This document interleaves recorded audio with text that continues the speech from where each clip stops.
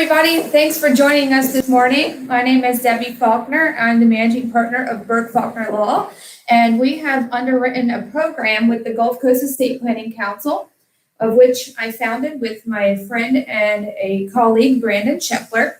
Our goal is to produce and provide informational seminars about important topics like leaving a legacy, estate planning, financial planning, and really coordinating everything that you need to coordinate to leave your legacy behind to your family. So this morning we have a special guest, and we are going over what we call the family love letter. So family love letter, this is what it looks like, is a way to kind of either begin your planning or continue your planning, depending on what you have done with your estate documents so far. So at Burke Faulkner Law, as many of you already know, we do estate planning and business planning. A lot of clients over the 11 years I've been a lawyer come in to do their estate plan, and they say, okay, I know I need a will. I know I need something for my family. And that's kind of where the thinking has ended. So clients are asking me questions like, well, what do other people do? How am I supposed to plan for my kids? What do I need to be thinking about? And that's what this family love letter is all about. It's about making those, like having those conversations, having those dialogues, kind of thinking through things before you come to get your estate plan. Or if you've already done your estate planning, it's about sort of creating a non-financial inheritance for your family. And Glenn's going to talk a little bit more about that. But it's things like, what do you want to leave behind in terms of your legacy, your value system? How do you want to be buried? Things of that nature, very detailed information about the next stage of your planning. So whether you have already done your plan and you want to, continue on that planning, or whether you're preparing to make your estate plan, this is a very, very helpful way to do it through the family love letter, because we really walk you through all of the basics of what you want to leave behind your family. Glenn Fasani is our special guest this morning, and Glenn Fasani is a fee-based planner in the area that has been doing financial fee-based planning for over 25 years in the Tampa Bay area. And he donates his time to the Gulf Coast Estate Planning Council. And he's going to come up and talk a little bit more about what the family love letter process looks like and how it can help you really create the best estate plan that you can come up with, and also just a legacy in general for your family. If you guys don't mind, while we are beginning, I'd like for you to try to subscribe to our channel. You'll get notifications about all of our upcoming seminars, both at Burke Faulkner Law and through the Gulf Coast Council. And with that, no further ado, here is Glenn Fasani. Come on up, Glenn. Thank you. Thank you. Well, good morning. And I must say, I've been messing around with this thing called the family love letter and what I call the planning aspect of estate planning since 2006. And so what's interesting to me is I've never done one this way. So normally it's done in a format where we do workshops. Let me take you through the way in which this works the best. And again, this is coming from a lot of years of working with the family love letter concept. So let me give you some definites in this world. When I first started working with this, we just gave this booklet to people and we said, hey, fill it out and you're good to go. And then you go meet with your estate planning attorney. I will tell you almost 100% of the time that never happened. And so we were frustrated with that. And we said, well, why do we have this great document that can help people deal with a lot of different aspects of it and look at it? Why don't they do it? And it comes down to 1,000 different reasons. Let me tell you where the Gulf Coast Estate Planning Council is coming from and what their mission is. It's really simple. Statistics put an average of 70% of people do not have proper legal documents. So having said that, it's a huge issue because what we deal with as professionals is the aftermath of not planning. And so let me just take you through what I'd like you to think about this morning when it comes to the process of what we call the family love letter. This is focused on the why, not the what. So these are the conversations that we're going to have about the non-financial aspect of your estate plan and what you want to happen. God forbid you become incapacitated. And unfortunately, I always say that you don't get out of this world alive. So you're going to pass away one day. So with this pandemic and what's going on right now, I think some people are asking themselves, hey, man, what do I need to do? Yeah, I need to make sure I have toilet paper and I make sure I have paper towels, but maybe I should think about some other things as well. Interesting that I think on the other side, time is always of the essence. So the biggest drawback that I've seen people not doing this is it's a task, and it's a pretty involved task if you really take it serious. And so now if a lot of people are stuck at home, this might be a better way of getting some more people to actually sit down and decide to do it. So the why. I'm going to start off at 10:35 in the morning with a pretty morbid question, but I think it does help invoke some real interesting conversations. Let's pretend you passed away today, and let's pretend you're not here. What about if you were given the opportunity to write a letter to your loved ones, to your business partners, to anybody? What would you say in that letter? What would you say? You know what? I really didn't expect to go this morning, and I really wanted you to know this. Those things are probably not going to be about an IRA, and they're not going to be about some financial thing that you worried about, the CD that's coming due. It's going to be, hey, I really wanted my kids to know more about my heritage and where I came from. It's going to be, you know what? This is what this family really believes in.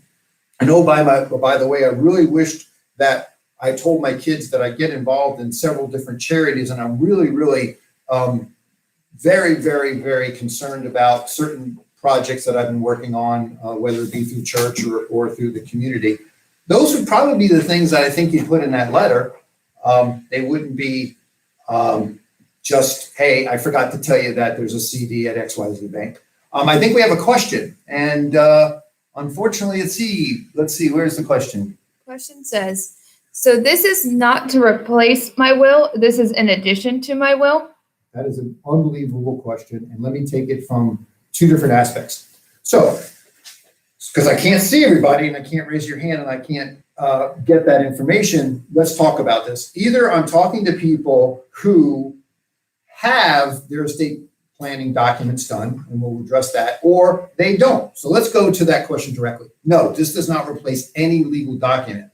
This is the non-financial, non-legal aspect of your world. So let me give you some examples that I can think of. And this is my favorite one because I'm sure a lot of you have pets.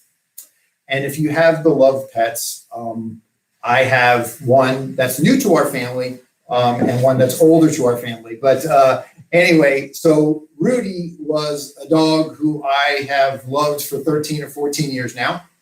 And if anything should happen to me, what would happen to Rudy? We have a new addition to the family. His name is Oliver. He came from the streets and was actually fostered first. But if I want to think about something that didn't get covered in my legal documents, it would be who gets Rudy, who gets Oliver? Am I going to leave money to whoever? Is this going to, what is the story I want and what do I want people to understand? I don't care how much money it takes. If the dog gets sick, take him to the vet. Oh, by the way, this is the vet that you have to go to because this is the only vet that I like. Can you see how these type of information is not usually documented in a legal document called a will or a trust or anything like that? So this would be an inventory and a litany of really well thought out, defined things that you want your loved ones to know. Again, sorry to try to be morbid, but I can tell a story of a client of mine who filled this out, who, oh my gosh, it was forever. So I'm Italian, right? So good friend of mine who's Italian, mom's older, dad passed away. Old Italians don't tell anybody where their money is, right? You have to understand that, right? So this woman inherited from, God bless them, great family over the years, tons of property, tons of rental properties, tons of things going on in their life, owned many assets. I grew up mostly in Tampa, so they're a Tampa family. So long story short, we finally got mom to fill this out. And so mom fills it out, and the aspect of what we're going to talk about and give you this real life story is surrounding the funeral. So what we asked is in the pages of the family love letter, it says, hey, do you want to be cremated? Where do you want to be buried? Who are the pallbearers? Who do you want to speak? Where do you want the church service at? All that is spelled out. So I go, like us Italians have to mourn forever. So I go to the wake and I come in the back of the chapel and the family's up front, and there's a line halfway around the building because old-fashioned Italian families have 1,000 people. And so you come in the back, and this is before the service had started. And so the daughter caught my eye, saw me, got out of line, walked up the middle aisle of the chapel, and coming like upset, very much like emotional, and comes up to me and hugs me and kisses me and says, I have to tell you something, that the family love letter basically took a huge stress-filled, argumentative type of conversation with me and my brother and wiped it out in 5 seconds. I said, well, tell me. My brother said, mom wants the funeral home to be X. I'll call, I know, blah, blah, blah. I'll get everything set up. I said, that's not what mom wants. And of course, my brother said, how do you know? And so I went and got the family love letter. And in my mom's writing was, I want this funeral home. This is what I want. This is where I want to have my services at. Think about, there was no more conversation after that. The son, the brother, saw mom's handwriting on a page of a document that she signed saying, this is where I want my funeral to be, and this is what I want to have happen. End of conversation. And again, being Italian and emotional, this woman said, hey, I can't tell you what that was worth to not have to have 2 things, and know that my mom's wishes were carried out, and number 2, to make sure that this wasn't an argument between my brother and myself. So if I can give that as an example, and again, what we're doing these at half-hour increments. I'm going to give you a homework assignment, and if you are really serious about doing this, again, I just saying this because I know what this book is about. By the way, for you more tech-savvy people, we actually have a digital key. Again, the only way in which we can communicate with you, know who you are, and if you want this and get started, we need you to subscribe. So what that's going to allow us to do is communicate you via email and to say, hey, this is what we're doing. Right now, we have to do it in a webinar type of situation. Once we can get and hang out with people together, I'd love to see your face. There is a question on the screen, and It says, does Burke Faulkner Law provide a form with all these questions to help formulate this letter? Right, so here's what's going to happen. That's a great question. So here's how we're going to do this, and thank you. I couldn't have asked for that question. It's exactly where we're at. So there is an organizational part of this, and that's what we're going to start with. So how do we get to the finished product? The finished product being either digital form or the book and filled out. And of course, the book filled out needs to be, people need to understand where it is. This is the organizational part of it. So what we're going to do is give you a homework assignment. And the homework assignment is basically, these are all the things we need from a specific document perspective. And we'll send that email to you if you do the homework, which we hope you do. That will give us the ability to start the process. And also we'll ask you several of the most important questions. We've got about 15 minutes left. And I'm going to have Debbie come up and talk a little bit now, just a minute, and also come back and talk a little bit about some other things. So Debbie? Thanks, Glenn. So the question about providing a form for Burke Faulkner Law, what this family love letter does is supplements what we do at Burke Faulkner Law. So like Glenn was saying, estate planning encompasses legal documents. It encompasses your advance directives. It encompasses a will, a trust, things like that. What this process allows you to do is to supplement your estate plan or plan for your estate plan by saying things like, hey family, here's my favorite scripture. Here was my favorite psalm. Here is my favorite poem. Here's how I want you to, what my favorite memory of myself is. Here is the most proud accomplishment I've ever had. Those are the types of questions that we ask in the family love letter that are not really in your legal documents, but that your family would really cherish if they were able to have those in a document form from you. It allows you to write a letter to your family, really telling them all of these important things about yourself that they may not know. We go over family history. What do you want your family to know about your medical history, for example, or just your history in general? What was your favorite childhood memory? These are the types of questions that as a lawyer at Burke Faulkner Law, we're not going to ask you those things because their proper place is not in your will or your trust. But these are important conversations to have as you think about your own mortality. You think about the legacy you want to leave for your family. These are things that really are supplemental to doing your estate plan in general. Now, while you all are on there, I'd like for you guys to please subscribe to our YouTube channel so you can get updates from us, and future seminars will be up here, webinars, since we're all in social distancing mode right now. And we will resume live seminars as soon as we are able to do that. There is a question on the screen. I have a lot of important things online, like online photo albums. Does the family love letter discuss digital property? Great question. Absolutely. So one of the aspects of doing the family love letter is to list out your digital assets. And your digital assets, it has a whole section. I don't know if you guys can actually see this, but it goes over things like what are the websites and account information that you have? What's your user ID and your password for these things? Obviously, if you fill all this out, you need to leave this document in a very safe place, just as you would your final documents, your will or your trust or your power of attorney. It asks you things like about your pets, like Glenn said. It's really a comprehensive way of not only writing your family the things that you want them to remember about you and what you want to leave behind in terms of advice, but it also goes through, there's many other sections in this that really end up creating like an inventory of your life. And that's the aspect of at the law firm when we're preparing legal documents. If we're going to fund a trust, we go through your financial property. We cover digital assets in the documents, but we don't keep an inventory of what your passwords are and your websites are and things like that.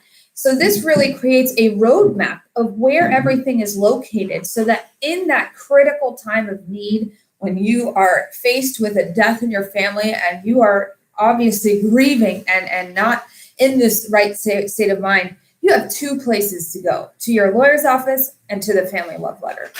And that's really what it's designed to do.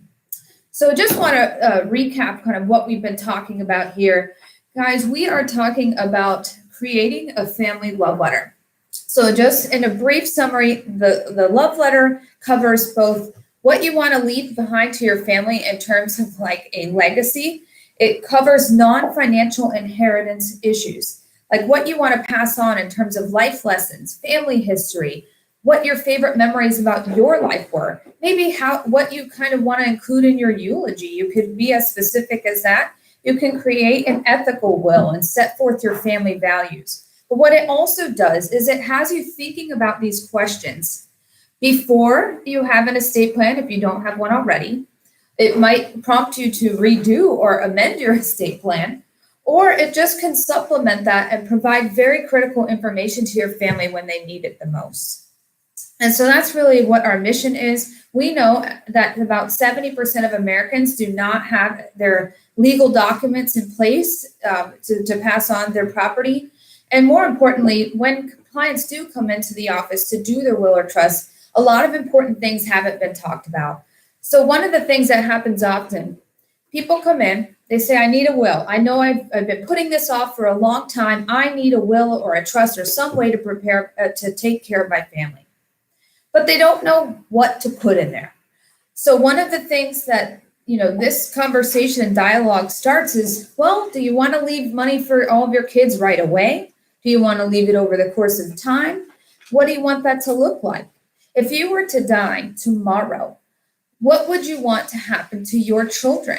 This is a very, very important question that a lot of times people look to me as their lawyer and say, okay, I don't really know what I want for my kids. What do other people do? My answer is routinely, this is your will, this is your trust, it's your family. And each family has its own unique challenges and things to overcome and things to plan for. So, most of my clients, if they have minor children, do not want their minor children to have money right away. But the question then becomes, how do we plan for them? What do we do for them? And what can we do in our legal documents? And that is when you especially have minor children, that's also something that, writing out the full family love letter, being able to write to them what you want to teach them, what you want them to know. These are really, really wonderful things to add to a plan. We have a question on the screen. Will Burke Faulkner Law be producing more webinars, especially one that would help me prepare for an estate planning meeting? Oh, great question. Absolutely. So this is our first of many webinars that we're going to be doing while we are in social distancing mode, and hopefully thereafter we'll be able to supplement our live seminars with webinars as well. So we intend for the Family Love Letter to be a course of several different seminars. So I'm going to have Glenn come back up and talk a little bit more about what we're planning to do from here on out with the Family Love Letter. Come on, Glenn. Thank you. So, so how do we get it done, and how do we help you do that? Again, I've been working with this and doing this since 2006, and Donna Pagano and Jeff Scroggins, who developed it. We've looked at many, many different ways of doing this, and I'll tell you the most efficient way of doing it. So let's talk about financial planning. Let's talk about estate planning. Again, here's what we see. Again, the Family Love Letter is two things. Meet with people to help you put your thoughts together, then meet with your estate planning attorney. Why is that more efficient? Any fees that we would charge for a couple of hours of consultation to help you think and work through all of the what ifs is a lot cheaper than the hourly rate for any estate planning attorney that I've ever worked with. Okay.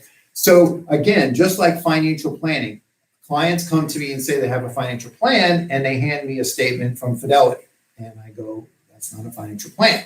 That's a financial instrument. Congratulations. But that is not a financial plan.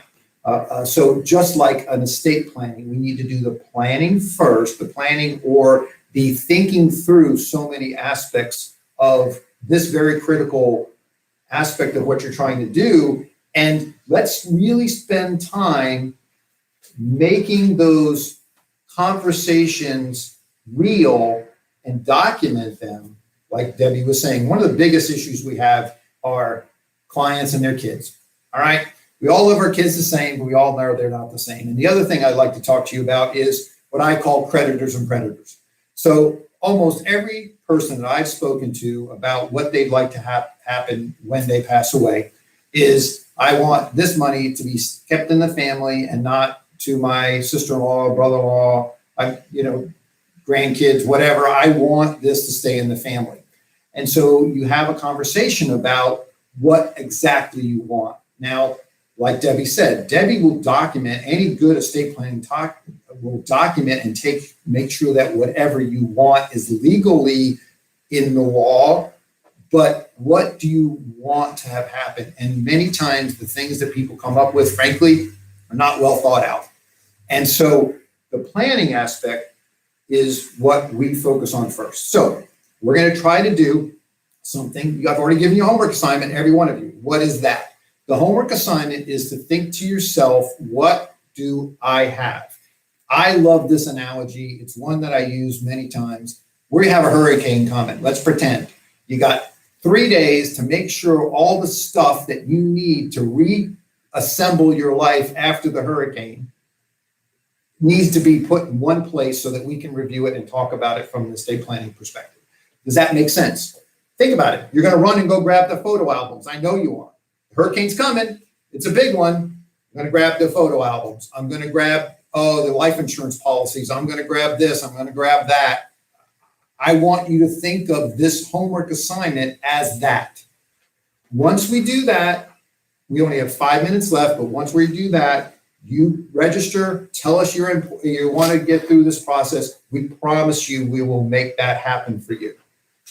Then we can talk one-on-one, a course, we can't do it in a group setting, sorry. We can talk one-on-one through email, through a phone conversation about what's the best way to get that done.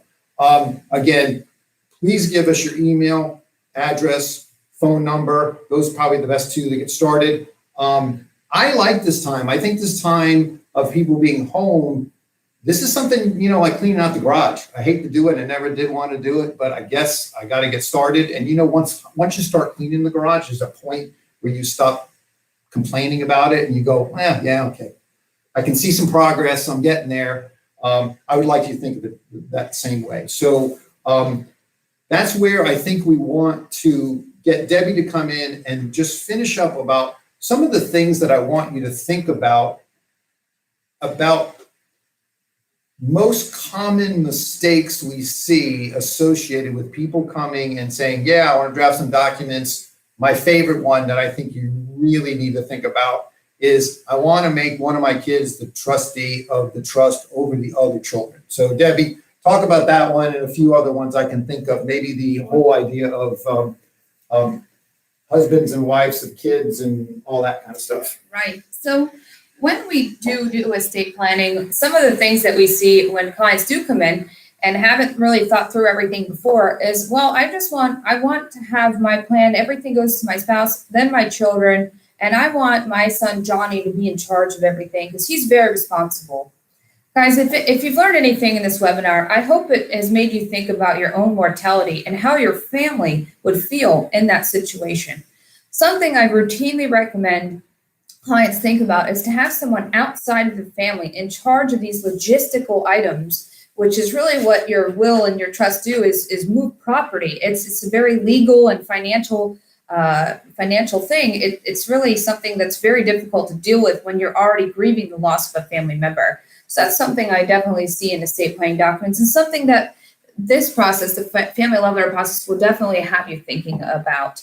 One of the things I want to say too is, just as we wrap up here, is guys, we are stuck at home. We're technically in my office, but we are practicing social distancing. We are at our houses. We are stuck with our kids. We are stuck with our spouses, whether you like it or not. Guys, this is a perfect time to gather this information together. Go online, gather all of your account information, take an inventory of your assets, gather things together, and then we can package it and create a legacy plan that's really more comprehensive, that you've actually thought through step by step by step. I mean, we can utilize this time to clean out the closets, but we also can utilize this time to really think about what we would want to leave behind. After all, unfortunately, our fellow Americans are passing away from this virus, but all of us will pass away at some point, guys. And that's what we are here to try to make you think about. Even though it's not a pleasant topic, it's a very important one. I have clients come in here when they've lost somebody in tears, crying, and the last thing they want to do is to try to locate mom and dad's bank accounts everywhere they're located in the world and try to piece together what they have and what they don't have and what they wanted. It's not the time for that. Now is the time when you're healthy, you're at home anyway. It's time to get this stuff done. So we just want to invite you to please subscribe to our channel. You can email me or ask me questions, Debbie@BurkeFaulknerLaw.com. That's BurkeFaulknerLaw.com, Debbie@BurkeFaulknerLaw.com, or you can call the Gulf Coast Estate Planning Council at 727-200-6009. Thank you, everybody, for joining us today. Please give us some feedback on our seminar and let us know other topics you'd like us to cover in the future. We're planning to do probably 2 to 3 seminars a week during this pandemic shutdown. So tell us what you want to hear, and we'll help guide you from there. Thanks so much for joining us, everybody. Have a great day.